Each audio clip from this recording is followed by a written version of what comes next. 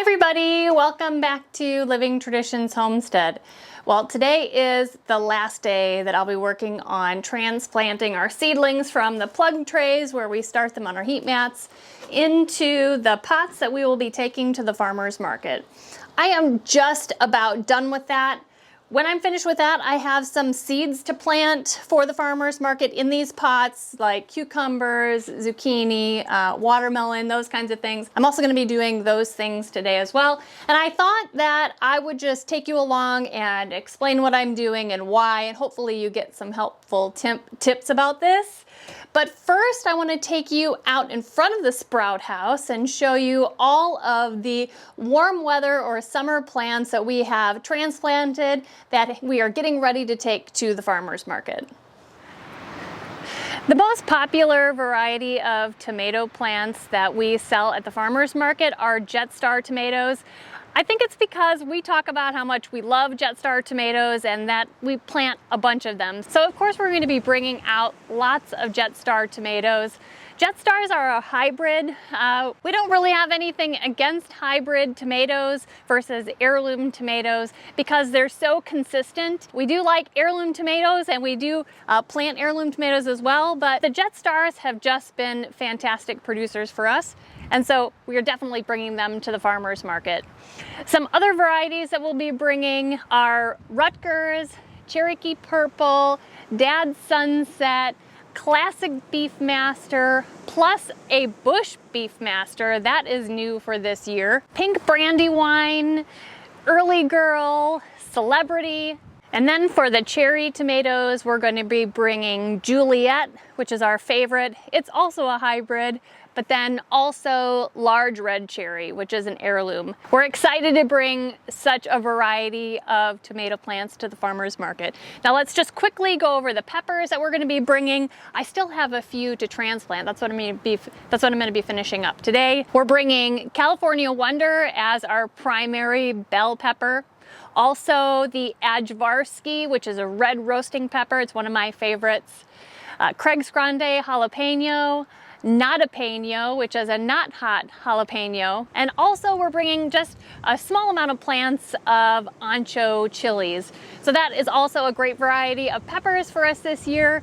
We're so excited about all the varieties that we're going to be bringing of everything. And between us and the rest of the vendors, it's going to be a great market season. Okay, back into the sprout house. It's actually really windy outside, so I'm glad to be back in here to work. So I have 2 trays of peppers that I'm working on today, and these will be the last transplants for the summer. Now I'm going to be transplanting them from these plug trays into 2-inch pots up here. They'll grow in here for a month or so before we take them to the farmer's market, and that will be a good job done. So I'm going to set this one aside. I'm going to start working on this one with this tray of pots. Now I want to show you a little bit about our seed starting mix and our planting soil. Now because we plant so many seeds and take so many plants to the farmer's market, we actually use a lot of seed starting mix, and it comes completely bone dry.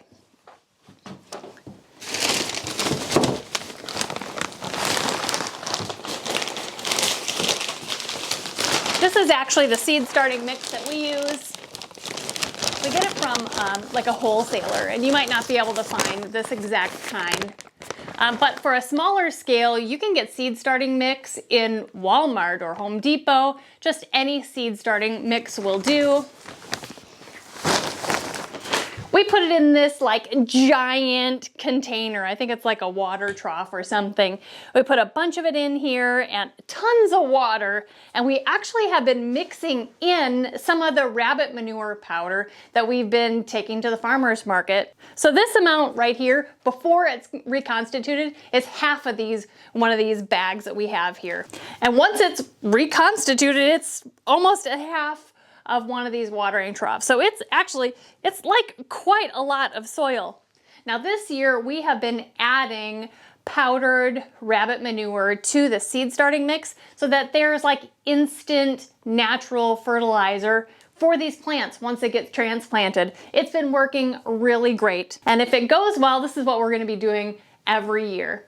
Now these trays of pots, this tray holds 32 pots.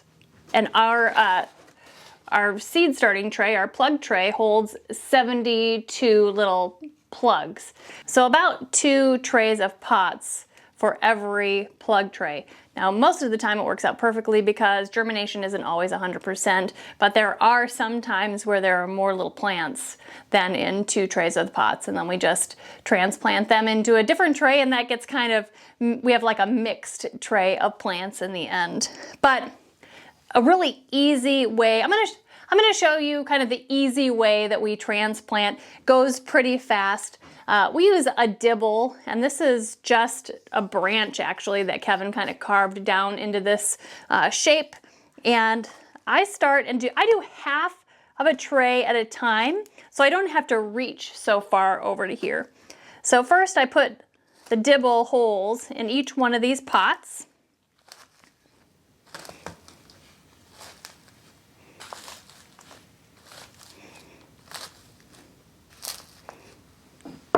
And then I use a popsicle stick to carefully remove one little plant from the plug tray at a time. Just like that. And I place it in the hole into the pot, right, like that. And I actually place a plant in each one of these cells before I start actually pushing it down and refilling it with the soil, because it just is a good system for me.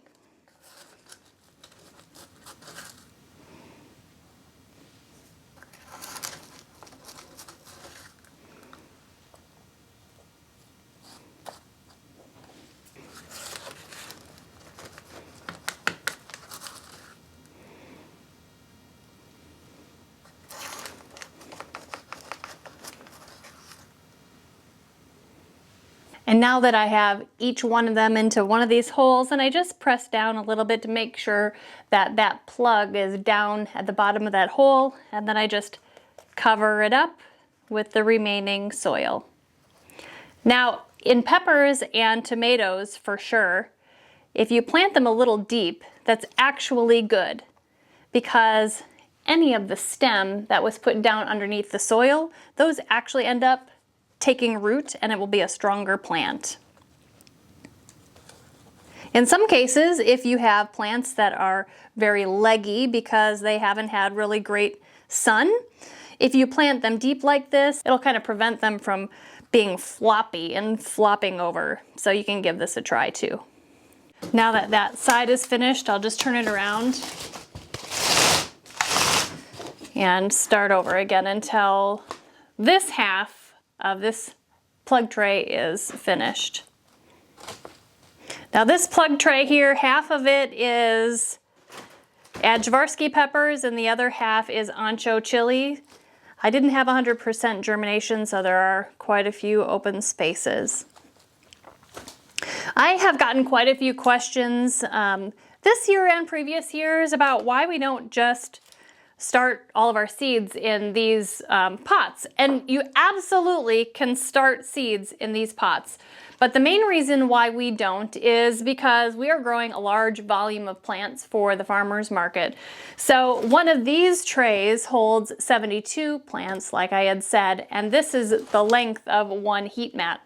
So in the same amount of time that we can start 72 seeds in a plug tray, if you're not growing very many plants, you would start 32 plants in a tray of pots. So it just makes more sense to us. We can get a lot more seeds sprouted and growing on a heat mat than if we were to just plant the seeds right in these pots. Now I will say that the plants that we're starting for the farmer's market and the seeds that don't need a heat mat and grow quickly, we don't start in plug trays. Like later on today, I'll be starting cucumbers, some winter squash, watermelon, and zucchini squash, and I'll just start them right in these pots because they don't need a heat mat and they will grow big enough in, 4 weeks to take to the farmer's market. Whereas the peppers, tomatoes, they take a much longer time to grow big enough to take to sell at the farmer's market. Okay, this whole tray is planted. We just need to label them. Now for many, many years, we hand wrote labels on popsicle sticks and labeled every plant like that. But a couple years ago, we were absolutely blessed by someone who gifted us a label printer. And so now we can print our labels and we don't have to spend so much time labeling the literally thousands of plants that we grow every year.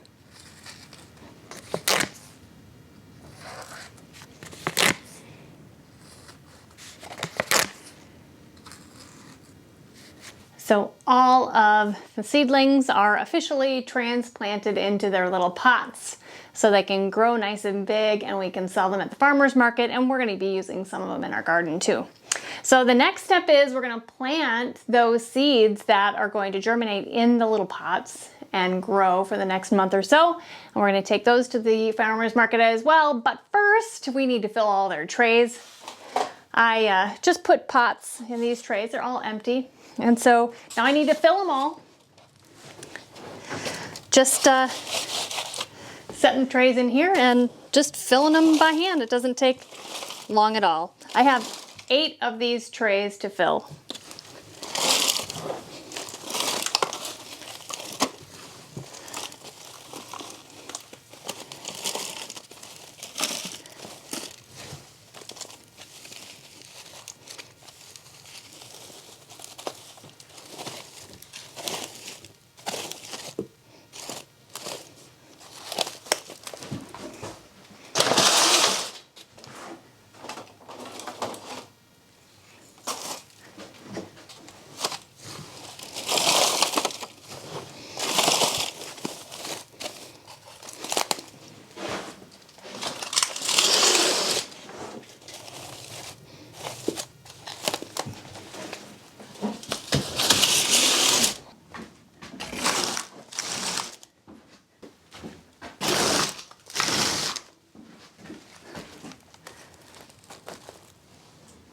Well, now for the planting part, I'm just gonna tell you what I'm gonna be planting here because basically they're all, planted the same way. So we're gonna be planting 2 different kinds of cucumber. One is called Market More 76 from Baker Creek. We always plant this. This is just a standard cucumber, nice eating, slicing cucumber. And then we're trying a bush cucumber this year called bush crop, which will, it won't vine out. It'll stay kind of small, so it'll be good for container planting. It will also be good for slicing and eating. Now, all cucumbers can technically be picked really small and used for pickles. So this year we're not specifically starting any pickling cucumbers for this farmer's market because they really weren't that popular last year. So we're doing more slicing cucumbers.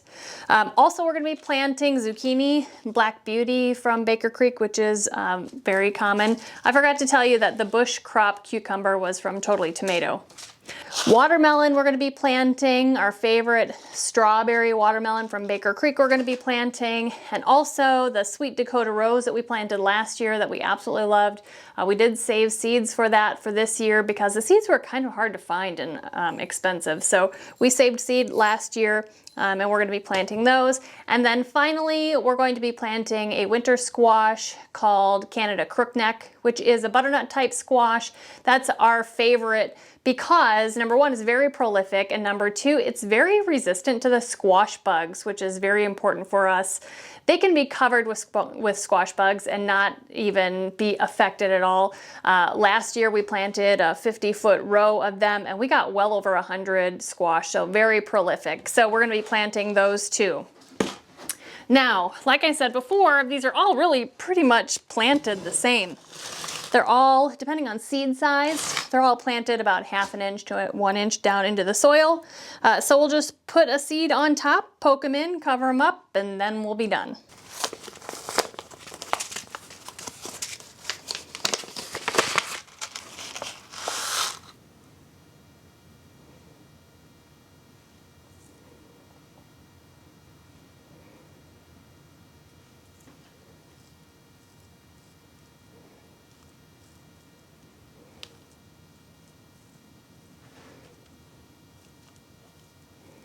Now, all of the seeds that I am planting today can be direct seeded right into the garden once it's warm enough. But there are some situations where planting them in a little pot like this are necessary.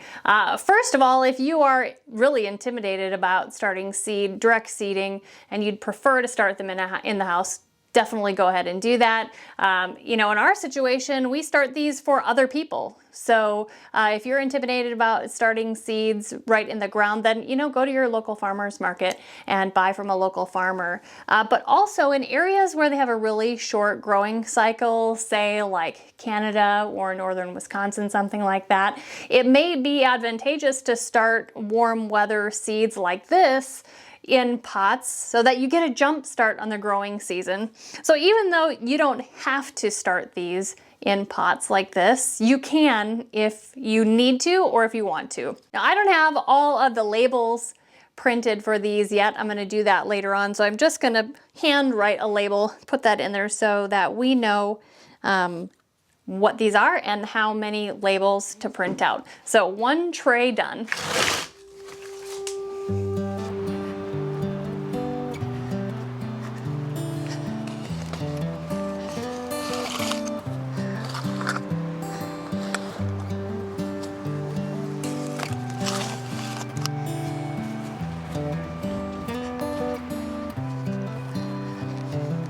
This is a good day as any to start the rebuilding of life.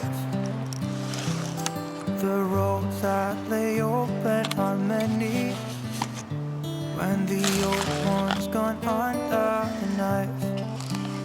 And I can feel the sun on my skin.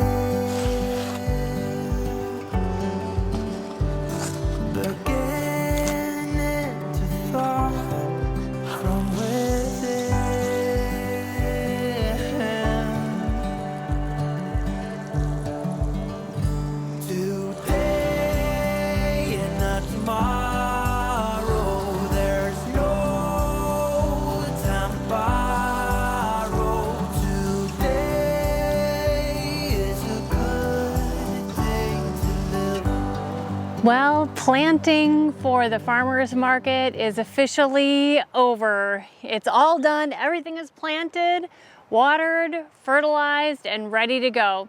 You guys, I hope that you enjoyed spending some time with me today as I finished transplanting the peppers and planted a lot of the warm weather plants in these little pots to get them ready for the farmer's market.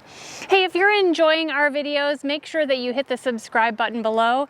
And as always, just remember the best way that you can help us is to just share our videos on your social media. Until next time, thank you so much for stopping by our homestead. Take care and God bless.